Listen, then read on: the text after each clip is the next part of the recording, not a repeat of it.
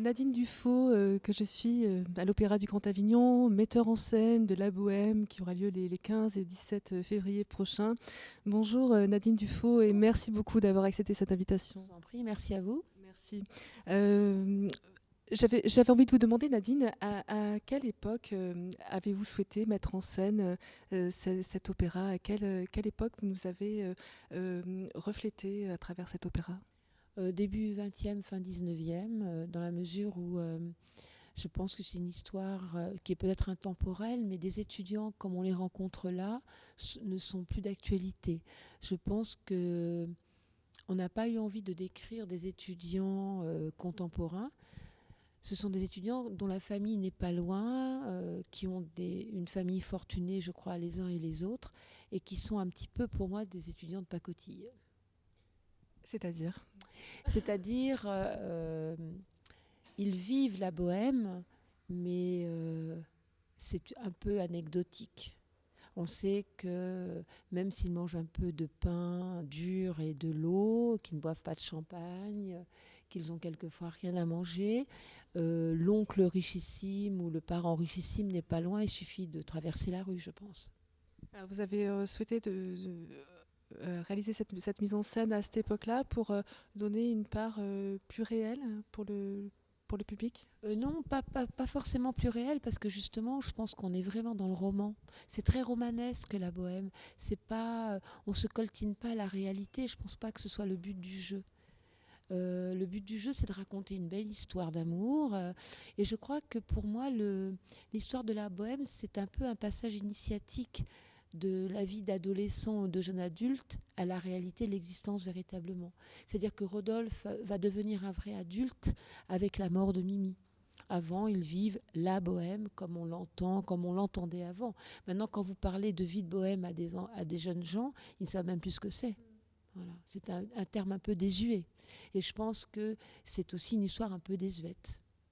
Et c'est une des raisons pour laquelle vous avez souhaité mettre en scène cette œuvre? Moi, je ne souhaite jamais rien. C'est-à-dire que malheureusement ou heureusement, ce sont les directeurs qui vous demandent, et ça n'est jamais vous qui choisissez. Alors vous avez toujours le loisir de refuser.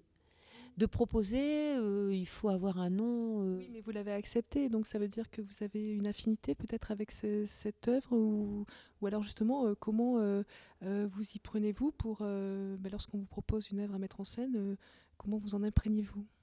Alors c'est très bizarre, parce que vous m'auriez posé la question il y a un mois, je vous aurais répondu complètement différemment. Là, entre-temps, il s'est passé une mise en scène ailleurs, avec une œuvre beaucoup plus forte, à mon avis en tout cas, que la bohème. Et quelque part, je me sens un peu décalée en ce moment avec cet ouvrage-là. Parce que là, c'est une reprise. Donc j'ai eu la chance de le faire la première fois en Hongrie il y a quelques années, puis après à Orange. C'est pas la même production qu'Orange, c'est la production de Hongrie. Mais ma vie professionnelle, hein, ma vie tout court évolue, enfin comme la vôtre, comme celle de tout le monde, quoi.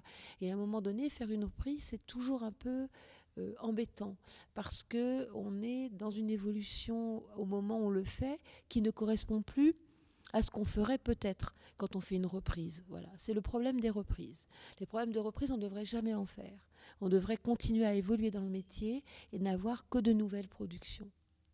Avec même une nouvelle production de la bohème, par exemple, je veux dire, mais parce que l'évolution de sa vie d'artiste, de concepteur, de réalisateur, évolue fort heureusement, ou malheureusement, peu importe. Mais en tout cas, on n'est plus sur le même chemin. Le chemin avance, quoi. Et quand on fait une reprise, ben, on a l'impression que le chemin recule. Voilà.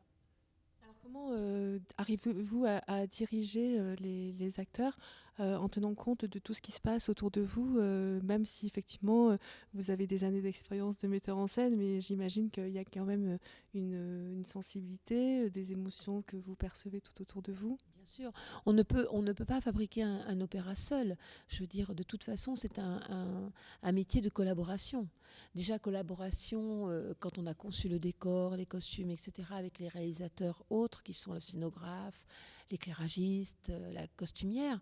Et puis après, on a la matière vivante, ce sont les chanteurs. Et on ne peut pas aller contre un chanteur. C'est-à-dire que ce serait complètement idiot, parce que le chanteur a des propositions à vous faire.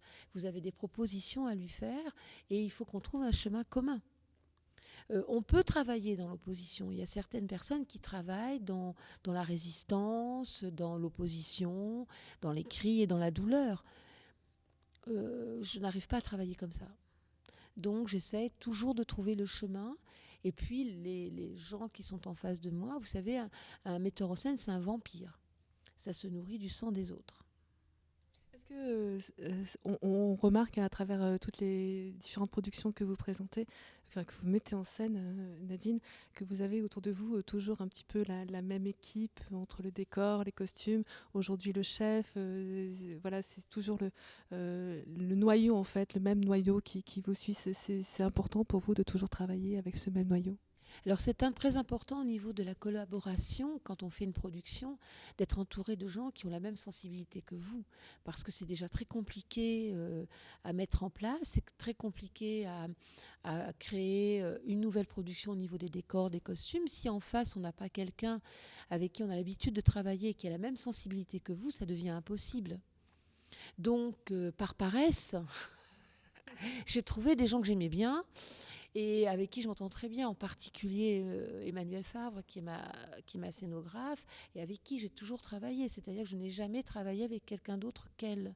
Parce qu'il s'est avéré que dès les premiers temps, on a trouvé un chemin commun. C'est-à-dire qu'on a à peine besoin de se parler, on se comprend très très vite, quoi. Ça, c'est très précieux. Maintenant, au niveau des costumiers, mon choix était différent selon les productions, selon les sensibilités des époques, etc. Parce que ça passe peut-être par autre chose, par d'autres chemins. Les éclairagistes, c'est pareil. J'ai 2 éclairagistes avec lesquels je travaille régulièrement parce que nous avons tous les 3 la même sensibilité. Et là, vous avez la liberté justement de les choisir? C'est indispensable, sinon je ne signe pas. Moi, je ne laisse imposer rien, si ce n'est le titre. On me choisit pour un titre, j'ai le loisir de refuser ou d'accepter. Mais une fois que le titre a été accepté par moi, c'est moi qui choisis tout, de A jusqu'à Z. Parce que ça, autrement, ça n'est pas possible, quoi. Il faut avoir la carte blanche. Je vous en prie. Pourquoi avez-vous choisi de devenir metteur en scène, Nadine? Je crois que je n'ai pas choisi. Je pense que c'est une évolution naturelle. J'ai été mis hors circuit pendant 14 années pour des raisons politiques. Parce que bon, je votais pas comme il fallait et que j'étais la femme du directeur, donc ça ne marchait pas très bien. Donc j'étais mis hors circuit pendant 14 ans. Pendant ces 14 ans, j'ai fait beaucoup de musique, j'ai créé ma propre école d'art lyrique, etc. Et ce sont les élèves de cette école qui m'ont demandé à un moment donné de les mettre en scène, de faire une mise en espace. Et petit à petit, j'ai commencé à découvrir un autre métier qui n'était pas le mien puisque je suis musicienne. Voilà, c'est le hasard. Complètement le hasard. Et vous le vivez comment? Quelquefois bien, quelquefois très mal, mais de toute façon, je pense, et je suis absolument sincère quand je dis ça, je pense que le métier de metteur en scène est un leurre, que c'est de la poudre aux yeux, que le vrai métier, ça passe par une technique. Donc il y a une technique pour être musicien, il y a une technique pour la direction d'orchestre, il y a une technique pour être chanteur, costumier, scénographe. On n'exige aucune technique pour être metteur en scène. Et c'est pourquoi ce métier est envahi de plein de charlatans, de talents quelquefois, mais de charlatans. Et en plus, vous êtes une femme, donc le metteur en scène, c'est plus un métier d'homme. Et malheureusement, il y a très peu de femmes, et de plus en plus, mais quand même, ça reste quand même restreint. Donc, vous avez encore beaucoup plus de preuves à donner dans votre technique, dans votre savoir-faire. Bah, comme vous. Non, c'est pareil, voilà, votre même combat, c'est-à-dire que l'égalité, la parité, etc. Je trouve que la parité est une chose un peu stupide, parce que je crois qu'il faut avoir le talent, le savoir-faire pour ou être femme politique, ou être journaliste, ou être metteur en scène, ou être musicien. Il y a un savoir-faire, ça passe par un savoir-faire. On l'a ou on l'a pas, qu'on soit femme ou homme. Après, c'est sûr que c'est un métier qui est un peu plus masculin. Je suis pas sûre de ça. Je suis pas vraiment gênée par ça. Ça me gêne pas. Je me suis jamais posé la question en fait.